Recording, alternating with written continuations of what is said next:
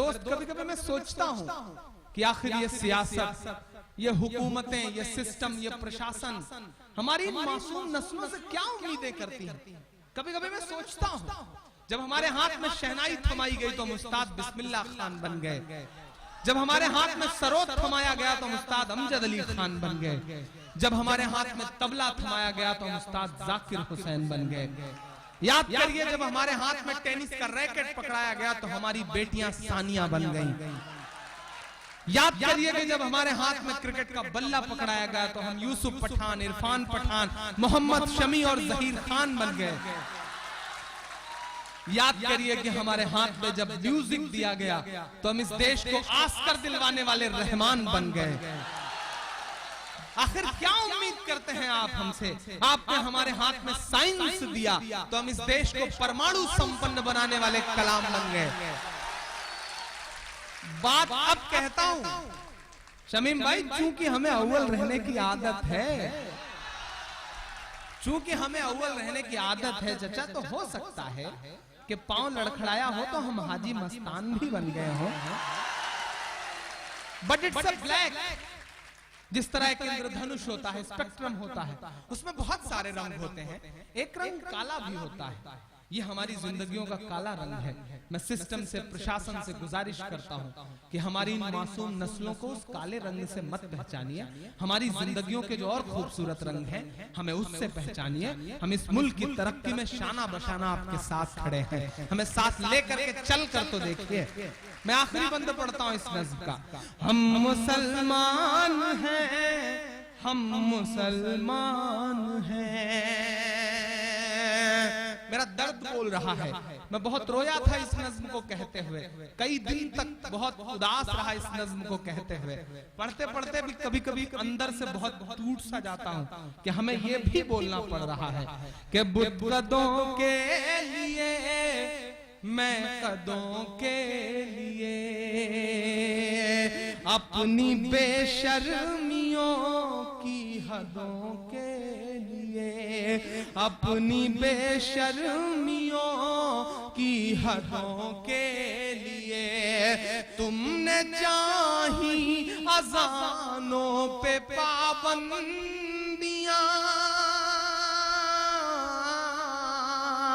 तुमने चाही अज़ानों पे पाबंदियां, हम तो लड़ते रहे सरहदों के लिए, हम तो लड़ते रहे सरहदों के लिए।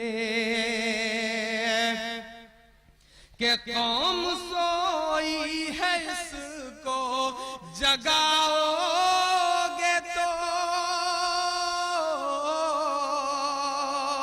एक बहुत अहम बात कहता हूं आज इस बहुत खूबसूरत डाइस से। ये सच है कि पिछले 20 साल से हमें कटघरे में इतनी बुरी तरह रखा गया है।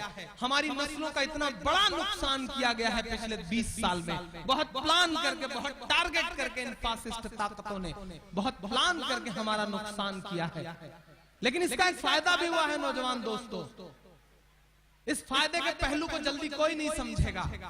इसका एक फायदा यह हुआ है कि कश्मीर से लेकर के कन्याकुमारी तक और नेपाल के बॉर्डर से लेकर के राजस्थान के बॉर्डर तक डंडा लेकर के भैंस चराने वाला आम मुसलमान भी ये मान चुका है कि अगर इस मुल्क में जिंदा रहना है तो बच्चों को पढ़ाना पड़ेगा।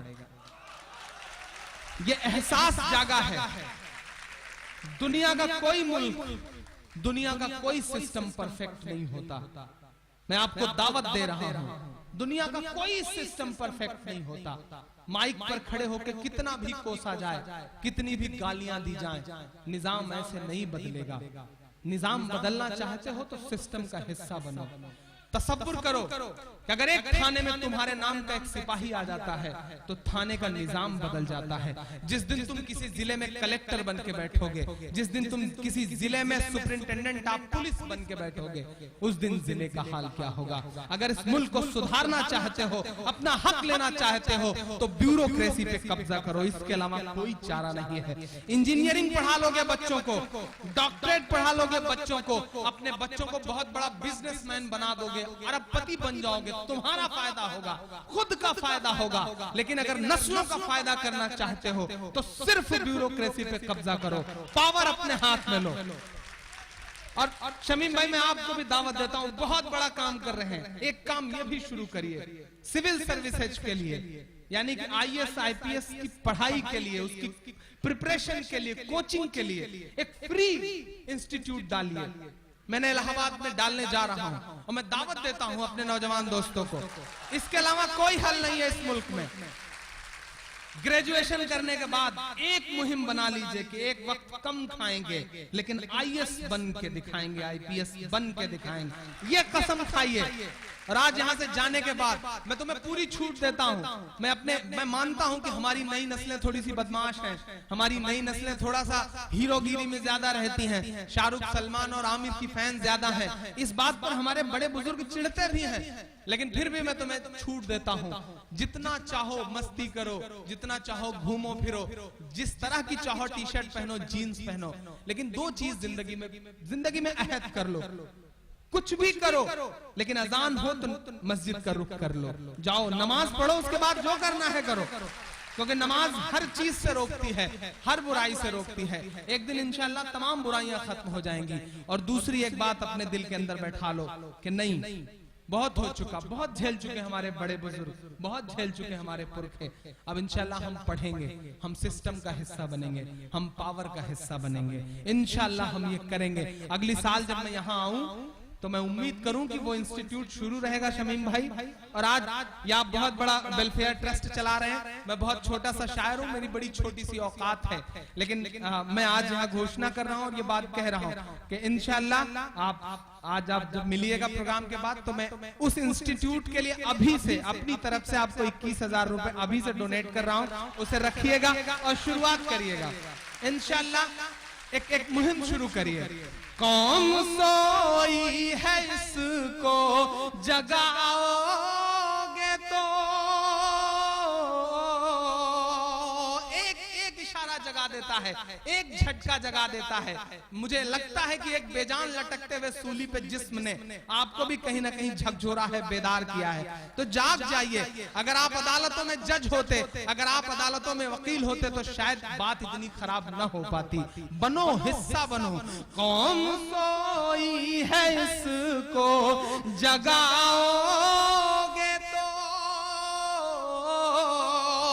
कौम सोई है इसको जगाओगे तो, ये समझ लेना हम लोग तूफान हैं, हम मुसलमान हैं, हम मुसलमान हैं, हम मुसलमान हैं, हम मुसलमान हैं। मेरे भारत तेरी आन है, शान है, हम मुसलमान हैं, हम मुसलमान हैं। बहुत शुक्रिया, बहुत मोहब्बतें। और आखिर में जाते जाते बस एक छोटी सी नज्म का एक बंद पढ़ के जा रहा हूं। और ये भी कह रहा हूं दोस्तों कि मैंने आज बात तो एक बड़ी सी बात अल्लाह ने मुझसे कहलवा ली है। आप जितनी बड़ी तादाद में हैं, अगर आप शमीम को एक एक रुपया भी देंगे रोज, तो इंशाल्लाह वो एजुकेशन सिस्टम का जो वो इंस्टीट्यूट है वो बहुत अच्छे से रन करेगा। गुटके में से 1 रुपया खर्च कर देना कि चलो ये आने वाली नस्लों के लिए दे रहा हूं, ये कर लोगे तो इंशाल्लाह 10 साल में पता नहीं क्या हो जाएगा। 10 साल में मैं बदलते हुए हिंदुस्तान को देख रहा हूं। मैं तो वो ख्वाब लेके चला हूं। जब मैं मुशायरों में आया चाचा तो मुझसे ये कहा गया कि इमरान साहब जो पढ़ रहे हो इसमें शायरी नहीं है, जो पढ़ रहे हो इसे अदब में कहीं जगह नहीं मिलेगी। जो तुम पढ़ते हो नज़्में वो मरने के बाद किताबों में नहीं पढ़ाई जाएंगी। तब मैंने छाती ठोक करके अपने बड़े शायर दोस्तों से ये कहा था कि मैं जानता हूं कि जो मैं पढ़ रहा हूं उसे अदब में जगह नहीं मिलेगी। मैं ये भी जानता हूं कि मैं जो पढ़ रहा हूं इसे मेरे मरने के बाद किताबों में नहीं पढ़ाया जाएगा। लेकिन मैं ये भी जानता हूं कि इंशाअल्लाह मैं जीते जी इंकलाब जरूर पैदा कर जाऊंगा। मैं उस कोशिश में लगा हुआ हूं, मैं उस मुहिम में आपके साथ हूं। इस मिशन का हिस्सा बनिए, पढ़ाइए अपने बच्चों को। जब तक पढ़ाओगे नहीं। वो तो चाहते हैं कि हम जाहिल रहें, वो तो चाहते हैं कि हम पंचर जोड़ने वाले बन के रह जाएं, वो तो चाहते हैं कि हमारे हाथ में सिर्फ ट्रक और टैक्सी का स्टीयरिंग रहे, वो ये चाहते हैं कि हम सिर्फ पल्लेदार बन के रह जाएं, वो ये चाहते हैं कि हम सिर्फ मजदूर बन के रह जाएं। लेकिन मैं आपसे गुजारिश कर रहा हूं, और मेरी माएं बहनें भी यहाँ बैठी हैं, सबसे बड़ी गुजारिश आपसे करता हूं, आप किसी बच्चे का सबसे पहला स्कूल होती हैं। आप अपनी गोद में जब बच्चे को लेती हैं तो उसी दिन तय हो जाता है कि इस बच्चे को बनना क्या है। आप अहद करिए कि घर से एक चुटकी जो है आटा वो हर दिन रखे जाएंगे उस बच्चे की पढ़ाई के लिए, लेकिन बच्चे को पढ़ाएंगे। ये अहद कर लीजिए, थोड़ा सा अपने आप को बदलिए, इंशाल्लाह निजाम बदलेगा। मैं बहुत माइक पर खड़े होकर के मोदी से लेके ओबामा तक के बारे में बोलना बड़ा आसान है, लेकिन अपने जिले में खड़े होकर के अपने जिले के जालिम के खिलाफ बोलना बड़ा मुश्किल काम है। लेकिन मैंने बोला है आपकी दुआओं के भरोसे, मैं सिर्फ इसलिए बोल लेता हूं कि जब मैं किसी मंच पे खड़ा होता हूं, किसी माइक पर खड़ा होता हूं और बोलना शुरू करता हूं, तो मेरी आंखों के सामने शिवपुर का मंजर आ जाता है कि हजारों माएं बहनें मेरे लिए दुआएं करती हैं। मेरी आंखों में हिंदुस्तान के किसी शहर का मंजर आ जाता है, तब मैं कह देता हूं कि अर्श वाले मेरी तकदीर सलामत रखना, अर्श वाले मेरी तकदीर सलामत रखना, जमीन के सारे खुदाओं से उलझ बैठा हूं। मैं कोशिश कर रहा हूं कि जालिम के मुंह पर उसको उसके जुल्म का एहसास दिला सकूं, क्योंकि ये भी एक ईमान का हिस्सा है। ये हदीस है, अल्लाह के रसूल ने कहा कि ईमान का 3 दर्जा है। अगर कोई जुल्म कर रहा है और तुम में ताकत है तो उसके सामने अपनी ताकत से जुल्म को रोक दो। नहीं कर सकते तो दूसरा दर्जा यह है कि अगर कोई तुम्हारे सामने जुल्म कर रहा है तो अपनी जुबान से उसे बुरा कहो, उसके सामने उसे बुरा कहो। और सबसे निचला तबका यह है कि अगर ये सब भी नहीं कह सकते तो दिल में उसे बुरा मानो और हट जाओ। तो इंशाल्लाह अल्लाह ने मुझे दूसरा वाला दर्जा दे रखा है, मैं उसका इस्तेमाल करता हूं कि मिसरे पढ़ता हूं और आपसे दुआएं मांगता हूं। भला इंसान क्या कोई परिंदा तक नहीं मरता, भला इंसान क्या कोई परिंदा तक नहीं मरता, भला इंसान क्या कोई परिंदा तक नहीं मरता, कोई जांबाज फिर बेमौत यूं नाहक नहीं मरता, सियासत अपने तेवर सख्त कर लेती तो ये तय था हमारे घर नहीं जलते, जियाउल हक नहीं मरता, हमारे घर नहीं जलते, जियाउल हक नहीं मरता। 2 मिनट एक नज़्म मुझे याद आ गई नई सी, थोड़ा सा इको हल्का सा कम कर दीजिए। एक बहुत नई सी नज़्म याद आई, हिंदुस्तान में अभी तक मैंने उस नज़्म को कहीं पढ़ा नहीं, सिर्फ बाहर के एक मुशायरे में इस नज़्म को पढ़ा था। कोई तमहीद नहीं बनाऊंगा, बहुत दर्द दिया इस नज़्म ने मुझे, एक हादसे ने। वो नज़्म आपको सुनाता हूं। कल रात मेरी आँख, बिल्कुल नहीं सुना है आपने इस नज़्म को। कल रात मेरी आँख ये कहते हुए रोई, कल रात मेरी आँख, कल रात मेरी आँख ये कहते हुए रोई, बर्मा के मुसलमानों की आवाज सुने कोई, आवाज सुने कोई, आवाज सुने कोई, कल रात मेरी आँख, कल रात मेरी आँख ये कहते हुए रोई, बर्मा के मुसलमानों की आवाज सुने कोई, आवाज सुने कोई, आवाज सुने कोई। सोशल मीडिया के जरिए वो तस्वीरें हमारी आंखों तक आई थी, आप सबने भी देखा था। बड़ी बड़ी बातें करने वाले सारे मुल्क चुप हैं, सब चुप हैं कि दुनिया को जली लाश के मंजर नहीं दिखते, दुनिया को जली लाश के मंजर नहीं दिखते, मुर्दा हुए हैं सांस के मंजर नहीं दिखते, मुर्दा हुए हैं सांस के मंजर नहीं दिखते, हथियार लिए फिरते हिंसा के पुजारी, हथियार लिए फिरते अहिंसा के पुजारी, और खून भरी प्यास के मंजर नहीं दिखते, और खून भरी प्यास के मंजर नहीं दिखते। अब सारे मसीहा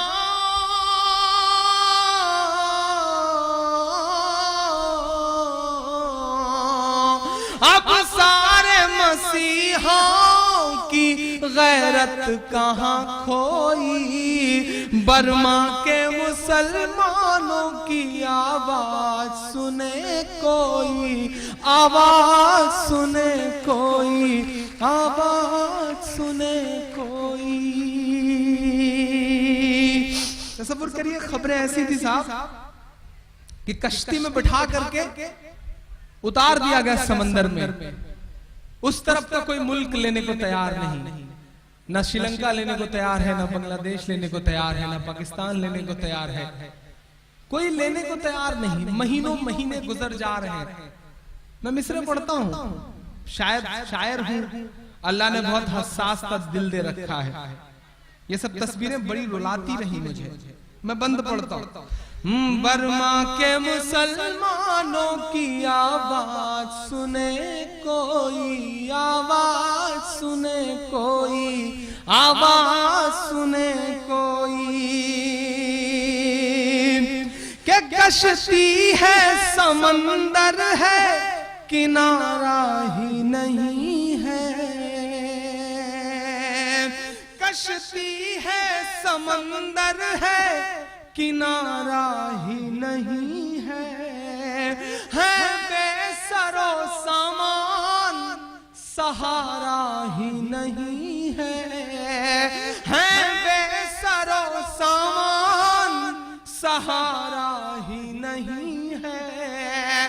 बर्मा में रहे और कोई उनके अलावा, बर्मा में रहे और कोई उनके अलावा, ये बुद्ध के चेलों को गंवारा ही नहीं है, ये बुद्ध के चेलों को गंवारा ही नहीं है। दुनिया भी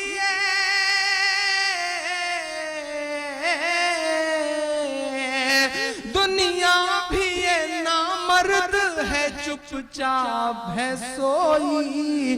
बर्मा के मुसलमानों की आवाज सुने कोई, आवाज सुने कोई, आवाज सुने कोई, आवाज सुने कोई, आवाज सुने कोई।